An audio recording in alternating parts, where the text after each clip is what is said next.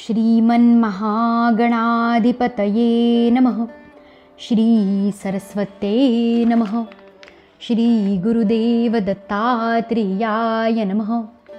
ओम नमो भगवते वासुदेवाय। आदौ देवकी देवगर्भजननं गोपीगृहे वर्धनं मायापूतनजीवतापहरणं गोवर्धनोद्धारणं कंसच्छेदनकौरवादिहननं कुन्तीसुतापालनम् एतद्भागवतं पुराणकथितं श्रीकृष्णलीलामृतं। श्री श्री सद्गुरवे नमः। हृदयान्तरी वसेतु श्रीगुरुमाऊली वरदहस्तधर मम श्री।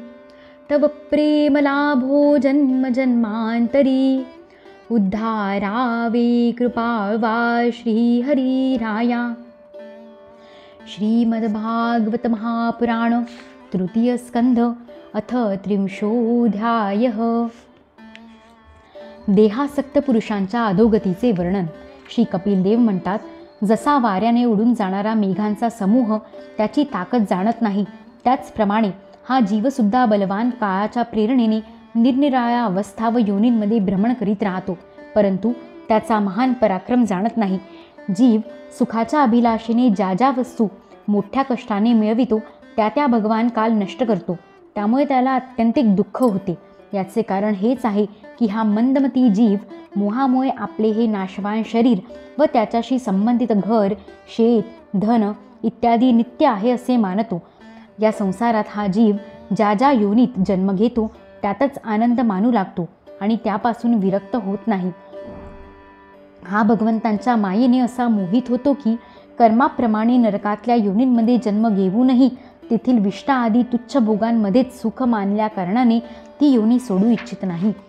हा मूर्ख आपले शरीर, स्त्री, पुत्र, गृह, पशु, धन आणि बांधवांमध्ये आसक्त होऊन त्यांच्या संबंधात अनेक प्रकारचे मनोरथ करीत स्वतःला मोठा भाग्यशाली समजतो।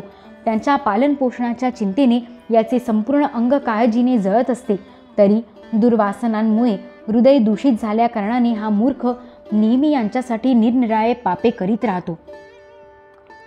कुलटा स्त्रियांनीही एकांतात दाखविलेल्या कपटपूर्ण प्रेमामुळे आणि मुलांशी गोड गोड गोष्टी बोलण्यात मन आणि इंद्रिये गुंतल्याने गृहस्थ घरातील दुःखप्रदान तुच्छ कर्मांमध्ये लिप्त होऊन जातो।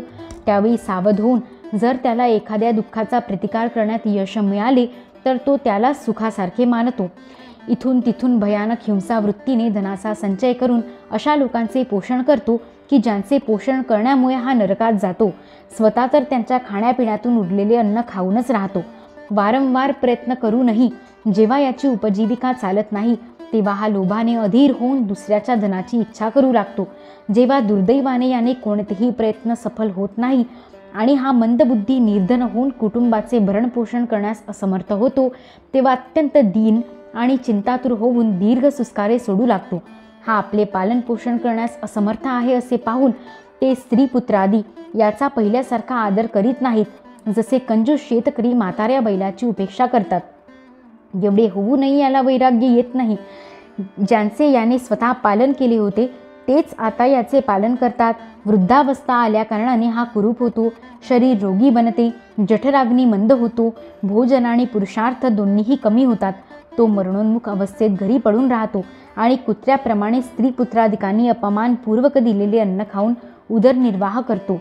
मृत्यूसमय जवळ आल्या कारणाने वाताचे उत्क्रमण होऊन डोळ्यांची बुब्बुळे बाहेर येतात, श्वासनलिका कफामुळे चोंदून जाते, खोकताना आणि श्वासोच्छ्वास करताना याला मोठे कष्ट होतात, तसेच कफ वाढल्याने कंठामध्ये घरघर होऊ लागते। शोकाकुल नातलगांनी घेरलेला हा पडून राहतो आणि मृत्यूपाशात बांधला गेल्याने त्यांनी बोलावूनही काही बोलत नाही। अशा प्रकारे जो मूर्ख मनुष्य इंद्रियांवर विजय न मिळविता नेहमी कुटुंबाचे पालनपोषण करण्यातच व्यग्र राहतो, तो रडणाऱ्या स्वजनांच्या मध्येही अत्यंत वेदनांनी बेशुद्ध होऊन मृत्यूला प्राप्त होतो। यावेळी त्याला नेण्यासाठी अतिभयंकर आणि रागाने डोळे लाल लाल झालेले जे 2 यमदूत येतात त्यांना बघून हा भयाने मलमूत्र त्याग करू लागतो। ते यमदूत त्याला यातना देहात टाकतात आणि नंतर शिपाई एखाद्या अपराध्याला घेऊन जातात। त्याप्रमाणे त्याच्या गळ्यात दोरी बांधून बळजबरीने यमलोकीच्या दीर्घ सफरीवर त्याला घेऊन जातात. त्यांच्या दरडावण्याने याचे हृदय विदीर्ण होते आणि शरीर थरथरा कापू लागते. वाटेत कुत्री त्याचे लचके तोडतात. त्यावेळी आपण केलेल्या पापांचे स्मरण करून तो व्याकुळ होतो. तहान भुकेने तो व्याकुळ होतो. तसेच घाम, आगीचा वणवा व गरम वाऱ्याची झळ यामुळे तो तप्त होऊन जातो. पाणी नाही, विश्रांती नाही. अशा स्थितीत तो तापलेल्या वाळूच्या मार्गातून जात असता एक पाऊलही पुढे टाकण्याची त्याला शक्ती नसते. यमदूत त्याच्या पाठीवर चाबकाचे फटकारे मारतात तेव्हा मोठ्या कष्टाने तो चालू लागतो. तो ठिकठिकाणी जमिनीवर पडतो. त्याला मूर्छा येते. तरमरी आल्यावर तो पुन्हा उठतो. अशा प्रकारे अतिशय दुःखमय अंधाऱ्या मार्गाने यमदूत त्याला यमपुरीला घेऊन जातात. यमलोकाकडे जाणारा मार्ग 99,000 योजने आहे. इतका लांबचा प्रवास मार्ग 5-6 घटकात चालत जाऊन तो नरकातील अनेक प्रकारच्या यातना भोगतो. तेथे त्याच्या शरीराला धगधगत्या आगीत टाकून जाळले जाते. कधी स्वतः तर कधी दुसऱ्यांनी त्याचे तुकडे तुकडे करून त्याचेच मांस त्याला खाऊ घातले जाते. यमपुरीतील कुत्री, अगर, गिधाडे यांच्याकडून जिवंतपणीच त्याची आतडी बाहेर खेचली जातात. साप, विंचू आणि डास अशा चावणाऱ्या किंवा डंख मारणाऱ्या जीवांकडून त्याला पीडित केले जाते. शरीर कापून त्याचे तुकडे तुकडे केले जातात. त्याला हत्तीकडून तुडविले जाते. पर्वत शिखरांवरून खाली ढकलले जाते किंवा पाणी आणि खड्ड्यात टाकून त्याला बुजवून टाकले जाते.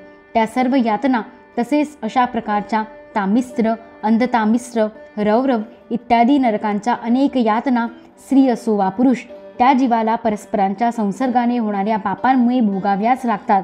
हे माते, काही लोकांचे असे म्हणणे आहे की स्वर्ग आणि नरक तर याच लोकी आहे, कारण ज्या नरक यातना आहेत त्या येथेही दिसतात. अशा प्रकारे अनेक कष्ट भोगून आपल्या कुटुंबाचे पालन करणारा किंवा फक्त आपलेच पोट भरणारा पुरुष ते कुटुंब आणि शरीर या दोघांनाही सोडून आपण केलेल्या पापांचे मेल्यानंतर असे फळ भोगतो. आपले शरीर येथे सोडून देऊन प्राण्यांचा द्वेष केल्याने एकत्रितपणे केलेली पापरूप शिदोरी बरोबर घेऊन तो एकटाच नरकात जातो. मनुष्य आपल्या कुटुंबाचे पोषण करण्यासाठी जे पाप करतो त्याचे दैवाने दिलेले अनिष्ट फळ तो नरकात जाऊन भोगतो. त्यावेळी तो इतका व्याकुळ होतो की जणू त्याचे सर्वस्व लुटले गेले आहे. जो मनुष्य फक्त पापकर्मे करूनच आपल्या कुटुंबाचे पालन पोषण करण्यात व्यस्त राहतो तो नरकांमधील सर्वात कष्टप्रद स्थान असलेल्या अंधतामिस्त्र नरकात जातो. मनुष्यजन्म मिळण्यापूर्वी जितक्या यातना भोगाव्या लागतात तसेच डुक्कर, कुत्रा इत्यादी योनींमध्ये जितके कष्ट आहेत ते सर्व क्रमाक्रमाने भोगून शुद्ध झाल्यानंतर पुन्हा मनुष्य योनीमध्ये त्याचा जन्म होतो. अध्याय 30 समाप्त. इति श्रीमद्भागवते महापुराणे पारमहंस्या संहिताया तृतीयस्कन्धे कापिलेयोपाख्याने कर्मविपाको नाम 30ोऽध्यायः. यदक्षरपदभ्रष्टं मात्राहीनं तु यद्भवेत् तत्सर्वं क्षम्यतां देव नारायण नमोऽस्तुते. मन्त्रहीनं क्रियाहीनं भक्तिहीनं सुरेश्वर यत्कृतं तु मया कर्म परिपूर्णं तदस्तु मे. भवे भवे यथा भक्तिः पादयोस्तव जायते तथा कुरुष्व देवेश नाथस्त्वं नो यतः प्रभो. नाम संकीर्तनं यस्य सर्वपापप्रणाशनं प्रणामो दुःखशमनस्तं नमामि हरिं परम्.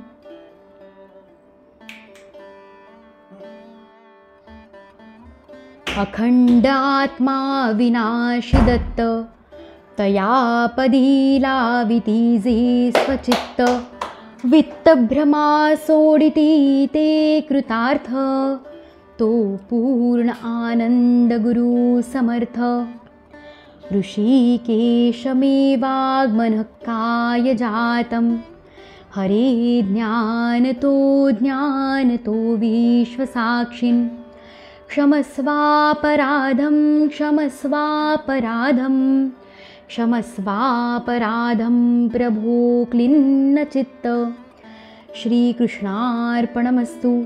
श्री सद्गुरु चरणारविंदार्पणमस्तु.